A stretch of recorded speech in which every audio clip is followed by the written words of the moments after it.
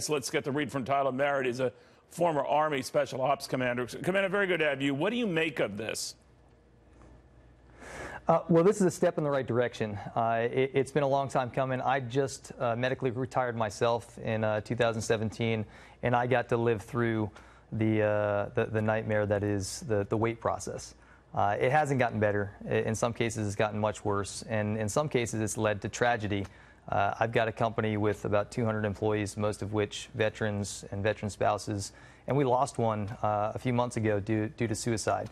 And he was reaching out to the VA, and he did not get the care he needed. What happens, Commander, when there are these wait times, or sometimes officers are put on hold or whatever?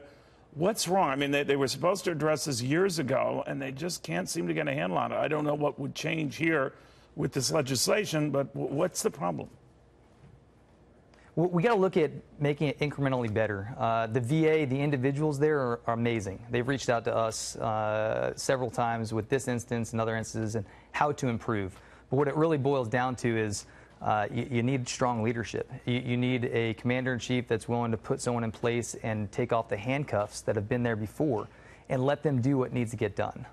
I wonder, Commander, sometimes it's such a vast bureaucracy, right? Over close to 200,000 workers, employees serving, over 1 million veterans. Is it simply too unwieldy? Would you guys be better off having special care or passes provided to you to get to the front of the line at traditional hospitals? I think giving the organization the opportunity to fix itself. The Choice Act, it said that you had a choice to see outside providers within that 30-day window, when in reality it was twice that.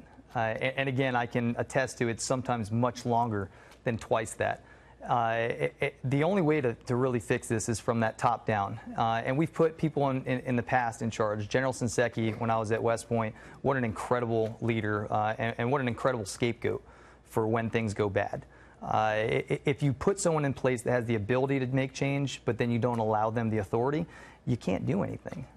So taking off the handcuffs and allowing that individual to make the necessary changes will do a lot, especially with this new initiative, this new act. Yeah, we can only hope, Commander. I'm curious, when you talk to a lot of your colleagues and friends and your own experiences, how are you treated when you go in? Is it a difference when you're on the phone versus in person? Tell me what happens.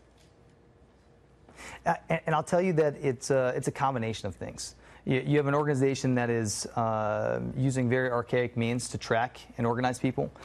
We come in a very tech-savvy industrial age, and you're looking at some of the processes they're doing, and they're set up for failure. And then the individuals themselves, there has to be a stronger accountability for holding the person at the very bottom responsible for doing their job, because the consequences of not doing their job, like I alluded to before, they lead to travesty. When an individual comes in after 10 deployments, keep in mind, this is the longest single standing war run and managed by the small segment of society. So when you're talking about deployments, you're talking about 10, 11, 12 deployments, especially our special operations. The young ranger that took his life at our company, he had reached out to the VA. He had told them that he had plans of killing himself, and there's certain measures that were supposed to have been taken, and it's just not happening. Commander, when I had Scott Davis on the whistleblower at the VA, he said there's obviously a visceral negative reaction to those who snitch on the VA. The whistleblowers like himself who will alert people to this problem. But he said in one area things have improved on these so-called crisis hotlines, and presumably those that address the problems your friend had who ended up committing suicide, that they're not on the line that long, that they're urgently given care. In your friend's case, that didn't pan out.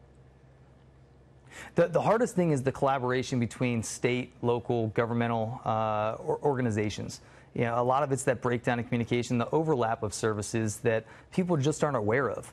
There's a 22-a-day hotline. There's a million different hotlines with Wounded Warrior projects that people can reach out to. There's also a VA hotline, but that education is not necessarily getting out there. And the follow-through for when an individual actually calls in and really making sure they're taken care of, not that check mark, we actually saw them very quickly. It's what was the substance behind that meeting? Did you actually accomplish anything? And is there any oversight if you don't do your job? You should probably be removed. But we know with governmental employees, and I was one for over 11 years, it's very hard to remove individuals, and that's been a systemic issue as well. Yeah, and this act is supposed to change that. We shall see. Commander, thank you very much, mostly for your service, incredible service to this country. Be well. Thank you very much.